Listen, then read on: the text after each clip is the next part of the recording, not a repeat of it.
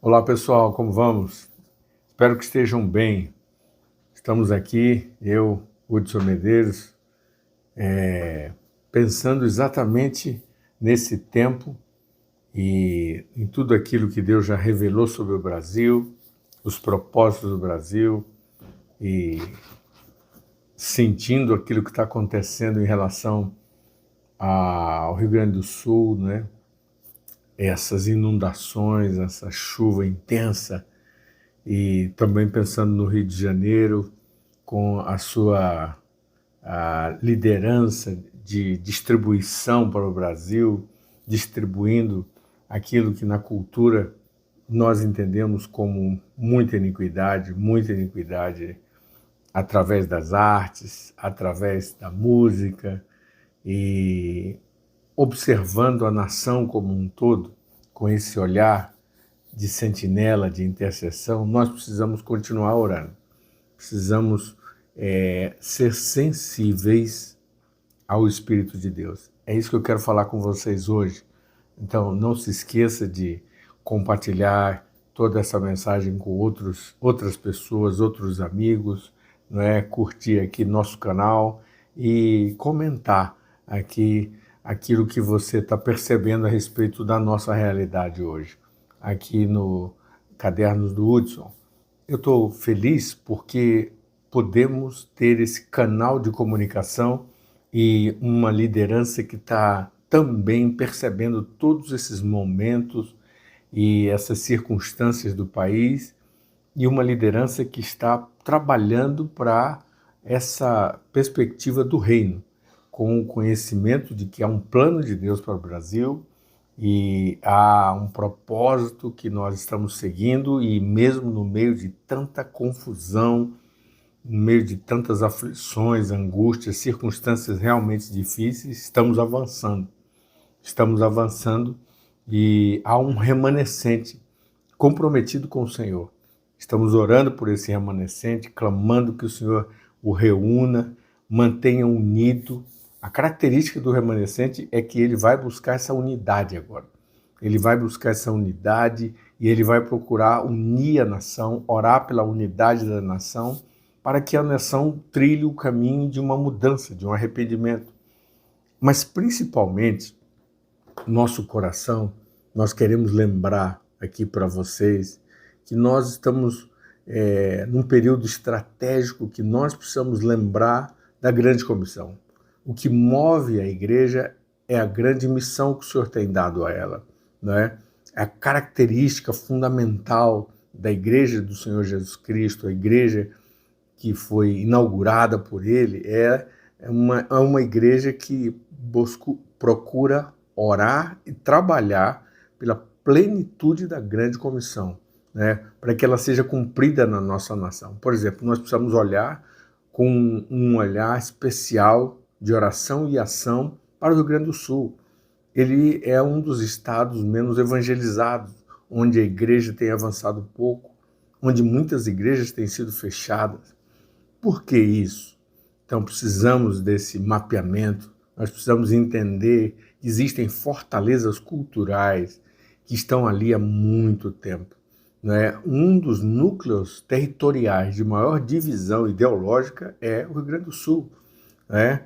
Nós temos ali o positivismo que cresceu bastante, mas nós temos também anarquia, nós temos também socialismo, comunismo.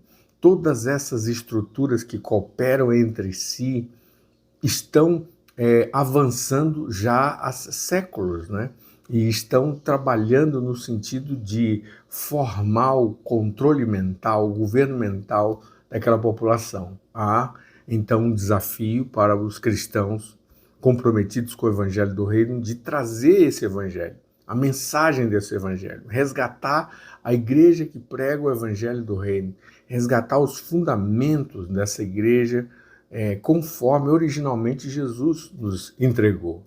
E nós precisamos olhar respeitando aqueles que não querem, como Deus faz, né? Mas oferecer a graça salvadora, testemunhar essa graça salvadora, ir a todos os territórios com uma atitude de oração, enfrentando, não é, aquilo que é a estratégia que o Senhor deseja, né?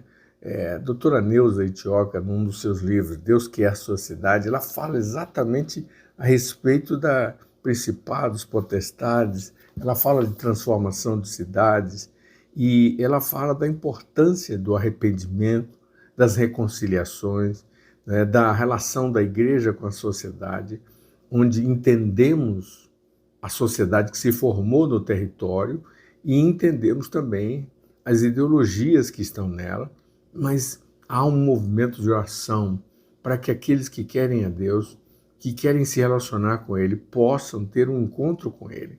Então, nem todo mundo está indo na direção do anti-Deus, mas há aqueles que estão esperando, que estão famintos, que estão sedentos. Então, por esses devemos orar, por esses devemos trabalhar.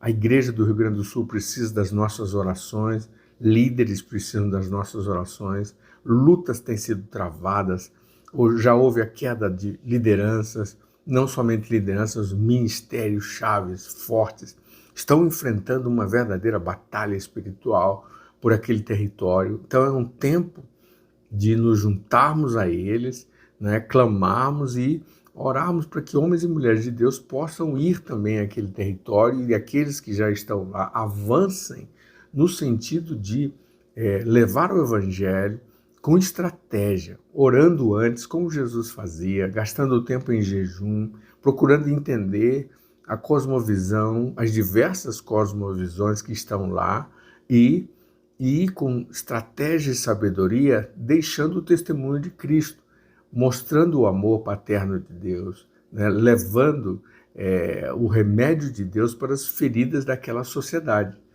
Isso só a igreja pode fazer. Isso só a igreja pode oferecer, acessar a presença de Deus e levar outros a viver essa experiência. Existem muitas necessidades. Quais as necessidades principais do homem gaúcho, né? Quais as necessidades principais da família gaúcha?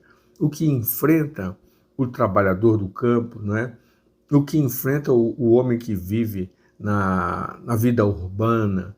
Então, esse pensar a partir de uma visão bíblica de mundo vai trazer muita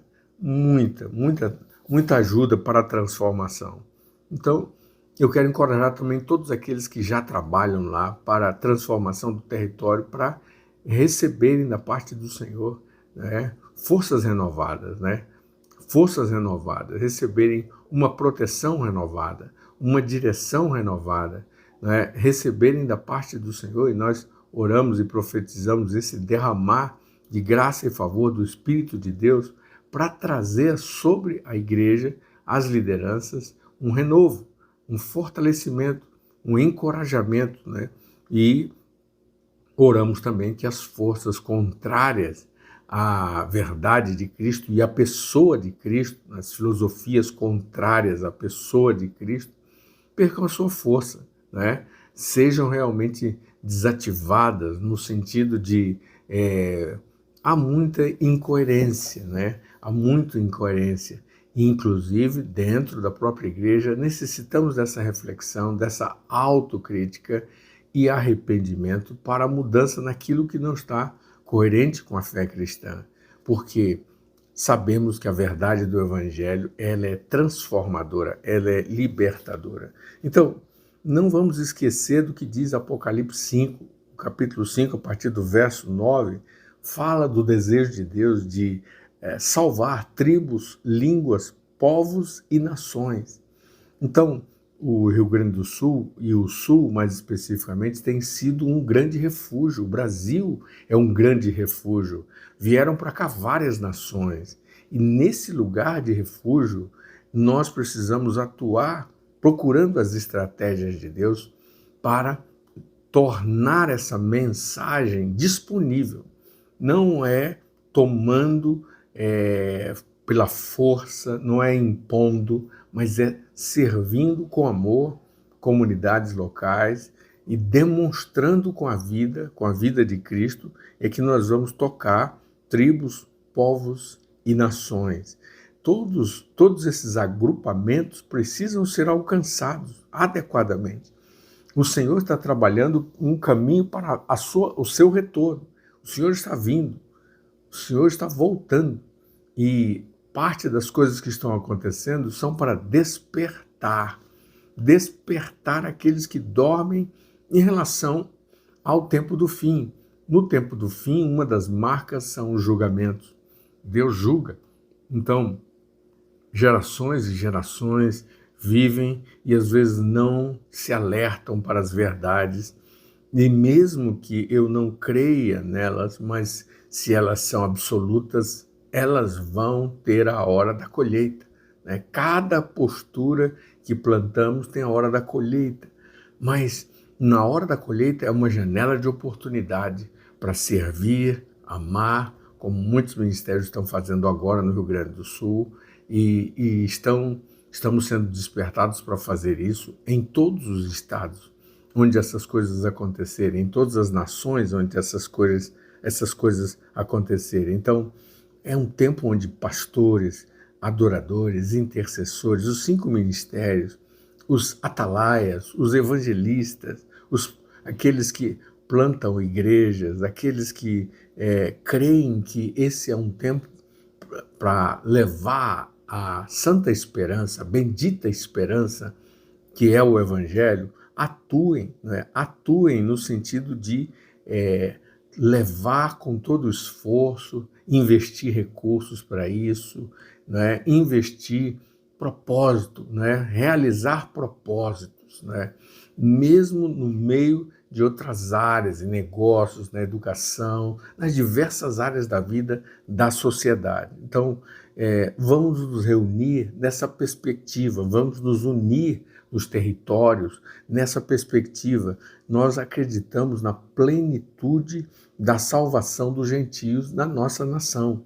Nós cremos que todos precisam ouvir essa mensagem, todos precisam ter contato com essa mensagem para decidir o que eles vão fazer com essa mensagem. Mas também, não só os gentios, mas também para Israel, né? Israel tem palavras muito fortes a respeito disso. Em Romanos, no capítulo 9 até o capítulo 11, nós encontramos que o Senhor vai vir sobre Israel, a plenitude de Israel vai também acontecer, Israel será salva. No capítulo 11 de Romanos, versos 11 e 12, apontam para isso. Então, no tempo do fim, nós temos judeus e gentios sendo levados a esse lugar de receber a mensagem, e nós somos chamados a participar efetivamente disso. A oração importantíssima para essa hora é Mateus 9, 37, 38, que diz que peça ao Senhor da seara que mande ceifeiros, mande trabalhadores.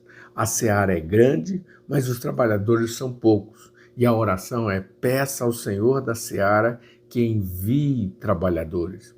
Nesses dias, mais do que nunca, nós necessitamos muito, muito mesmo, orar por ceifeiros, orar que aqueles que estão vivendo os dias maus que estamos vivendo, não deixem sua fé esfriar, não deixem sua obediência parar, não parem de fazer a vontade de Deus, mas sejam cheios, sejam encorajados para fazer a vontade de Deus, para realizar o propósito de Deus, para agradar o desejo de Deus nesse sentido. Então, homens e mulheres que têm dons, talentos, chamados, todos nós somos chamados para obedecer o ID, o Mateus 28, a grande comissão, e nós todos precisamos nos colocar à disposição de Deus para isso. Isso é uma prioridade muito grande. E eu oro aqui por ceifeiros, não só para o Brasil, mas para as nações da terra. Agora mesmo estou indo para participar da colheita também na Itália, depois Portugal, depois Angola. Os países, as nações, elas estão numa hora-chave. Nós temos que entrar nessa janela. Há muita coisa humana que foi plantada por décadas e agora está sendo manifesta. No nosso país mesmo, muitas coisas foram plantadas e só Deus para impedir essa colheita, só Deus para trazer uma mudança e uma transformação. O importante são as pessoas. O importante é levar essa mensagem poderosa, deixá-la disponível pelo estilo de vida de quem segue a Jesus, pelo estilo de vida de quem crê no governo do céu sobre a terra, de quem crê que as ideias dos céus, as ideias que devem ser discutidas no ambiente público, devem ser ideias com princípios e valores que vêm do céu, né, que apontam justiça, verdade, equidade, esses assuntos todos que são em oposição hoje àquela grande onda hedonista, humanista, carnal, que está nos bombardeando. Todos nós estamos debaixo de um grande bombardeio, né, de materialismo, de humanismo, de ateísmo, de tudo quanto é filosofia e ideologia que existe sobre a Terra. Mas nós não somos vítimas disso. Nós somos agentes do reino. Nós somos homens e mulheres que estão comprometidos com o rei e seu reino. E é isso que eu oro sobre sua vida, que esse compromisso com o rei e seu reino continue.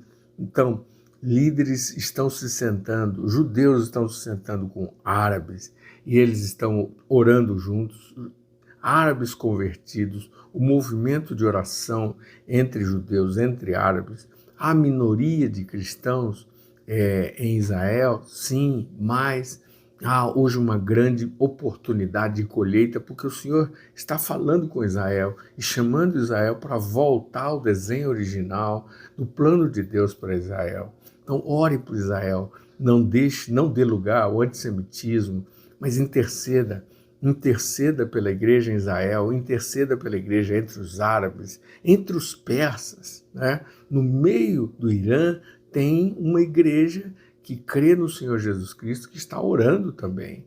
Então, nós precisamos lembrar disso. No meio da China, perseguidos, mas há uma igreja lá que ora, que busca o Senhor, que quer obedecer a sua palavra, né? Há muitos que estão espalhados. As nações estão uma grande movimentação de imigração muito grande. As etnias estão andando por causa da fome, por causa da falta de emprego, por causa das crises, por causa dos juízos que estão acontecendo na criação. Há muita coisa acontecendo ao mesmo tempo. Mas nosso olhar deve ser baseado nos princípios da Escritura, né? Nosso conhecimento, nosso estudo da Escritura não deve parar. Por quê? O Senhor deseja as tribos, povos, línguas e nações. Ele deseja que eles estejam com Ele, seus representantes, e Ele crê que isso vai acontecer. Ele nos deu a palavra que isso vai acontecer. Então eu quero orar que você saia de todo o turbilhão da comunicação que está tentando apagar toda a visão de esperança. Então há uma realidade, não é, que está trazendo muito medo e terror, mas há outra realidade que é onde nós, servos, filhos de Deus, homens e mulheres que creem diferente, têm uma visão de mundo bíblica, nós não estamos presos no terror, nós não estamos presos nessa ansiedade, na aceleração que está, por exemplo, sobre essa geração. Há uma aceleração para enlouquecer. Muitas mentes estão emocionalmente não dando conta das coisas. Por quê? Por causa dessa aceleração. As características do homem contemporâneo têm que ser discernidas. Precisamos pensar nisso e não permitir que estas características cheguem e dominem, controlem o nosso pensamento, a nossa alma. Mas nós precisamos pensar que há uma história diferente, há uma história de proteção, há uma história de direção, há uma história com visão bíblica que somos chamados para passar para os nossos filhos. Então há uma geração que está sendo educada agora com uma visão bíblica de mundo, né? Pais que voltaram para casa, estão assumindo a responsabilidade dos seus lares, pais que estão comprometidos e orando por outras crianças e por outros pais. Esse é um movimento importante demais, né? Ele é rejeitado pela cultura dominante, mas não importa, faz parte essa rejeição a tudo que leva o nome da pessoa de Cristo, todas as ideias dele, porque ele é realmente o ungido de Deus para as nações. E quando ele vier, na sua segunda vinda, ele vai governar todo o mundo. No entanto, antes disso, o homem, o humanismo, não é? O satanismo, todas essas forças anti-Deus vão fazer uma forte oposição a essas ideias, através das leis, tentar impedir que as ideias cristãs tragam regência, tragam governo, tragam influência, mas faz parte desse embate desse último tempo. Quero encorajá-lo a pensar biblicamente e a sair dessa aceleração mental que o próprio sistema, a própria Matrix está impondo, né, através de muitos mecanismos e muitas estratégias. Pense a respeito disso. Não se deixe levar por esse movimento de massas. O movimento de massas, muitas vezes, não permite que você pense a partir de princípios e valores. Mas nós estamos nesse mundo para ir olhando ele, olhando o homem contemporâneo com os olhos de Deus, né? O homem contemporâneo tem marcas atualmente, tem um óculos, uma visão, mas nós não somos obrigados a abraçar essa ótica, a ótica da sociedade, né? A ótica daqueles que fazem as diversas áreas da educação, né? Das artes. Nós temos um outro olhar e nós precisamos deixar esse outro olhar disponível, né? E ir contra a maré dominante. Isso tem um custo? Sim, mas tudo que você for escolher tem um custo. Você precisa fazer a escolha certa e pagar o preço certo, né? Para que as coisas certas se estabeleçam, né? Então, quero desafiá-lo a isso. E orar também que todas as nossas comunidades, a igreja cristã, ela não deixe se dominar pela cultura dominante, né? Controladora, manipuladora. Quando nós permitimos que a manipulação controle a igreja, ela adquire autoridade para controlar poderes, a sociedade, governos. Então, a igreja é colocada para liderar o mundo, liderar trazendo as ideias de Cristo. Se ela autoriza a manipulação, então os líderes que não conhecem Deus, os líderes que não conhecem a cultura do reino, eles vão seguir a manipulação. Nós somos chamados a liderar a liberdade, né? A liderar a liberdade, a entender a liberdade e a dar essa liberdade, porque foi Deus que deu ao homem, né? Essa liberdade, essa escolha. Mas na verdade, um grande desafio conhecer isso. Então, saia do lugar de ignorância, se é o caso, e abrace o conhecimento de Deus. Abrace o conhecimento de Deus. Então, quando o Senhor disse lá em Mateus 28, portanto, vão e façam discípulos de todas as nações, batizando-os em nome do Pai, do Filho e do Espírito Santo. Quando o Senhor Jesus disse isso, ele estava dizendo para imergir nas crenças dele, nas ideias dele. Os discípulos precisam imergir nas ideias do Pai, do Filho e do Espírito Santo e no plano de redenção que eles prepararam para o homem na história. Deus ama o homem, Deus deseja que o homem entenda seu sacrifício, Deus deseja que cada homem o conheça através do Senhor Jesus Cristo. Ele é o Deus revelado. Quem quer conhecer o Pai vai conhecer o Filho, porque o Filho é a imagem e semelhança do Pai. Ele faz exatamente aquilo que o Pai faz. E hoje nós estamos debaixo do selo do Espírito Santo. Nós precisamos do poder de Deus para fazer isso. Nós necessitamos demais do poder de Deus, do poder do Espírito de Deus. E nos voltarmos para o fato de que já houve um derramar. Esse derramar começou, mas ele continua. O chamamos de derramar contínuo. Para demonstrar a cultura do reino a essa geração, nós necessitamos do derramar contínuo, nós necessitamos do Espírito Santo de Deus. Ele lidera a grande comissão.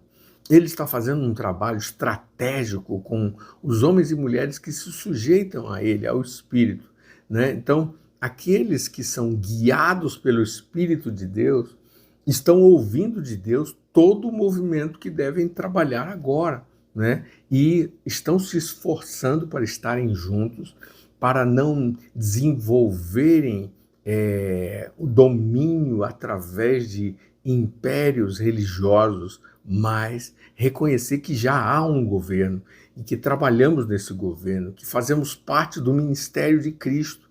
Todos nós, ministros de Deus, fazemos parte do ministério de Cristo, trabalhamos para Cristo. Ele é o cabeça da igreja, ele é o dono da igreja. E que igreja é aquilo que segue o seu padrão. Eu posso ter uma associação religiosa e não seguir o padrão bíblico. Então, esse é um tempo de arrependimento para voltar para o padrão bíblico, para trabalharmos juntos, nos unirmos territorialmente por causa do rei e seu reino, nos envolvermos com a causa do rei e seu reino. Esse é o grande chamado. Então, para isso, reuniões de arrependimento precisam acontecer. Se você tem interesse em fazer assembleias solenes, faça contato conosco, escreva aqui embaixo que nós vamos mandar para você um simples roteiro que pode ajudá-lo a reunir os líderes, não é? Para um tempo de jejum, oração, de clamor pelo território. E aí alguns de vocês com certeza vão obedecer o Espírito e de seguir juntos, né? De serem amigos além dos eventos, e de serem ministros que trabalham para uma igreja só no território, não é? Com as ideias de Cristo governando o território. A sociedade precisa ver a igreja unida, não é? Essas divisões, essas facções, elas revelam a meninice da igreja, não é? A imaturidade da igreja. Não é? Nós somos chamados a trabalhar juntos, trabalhar principalmente naquilo que nos é comum, não é? E a ordem de levar o evangelho é uma coisa comum a toda a igreja, né? Os aspectos que nos distinguem, eles não podem definir os aspectos que nos unem, né?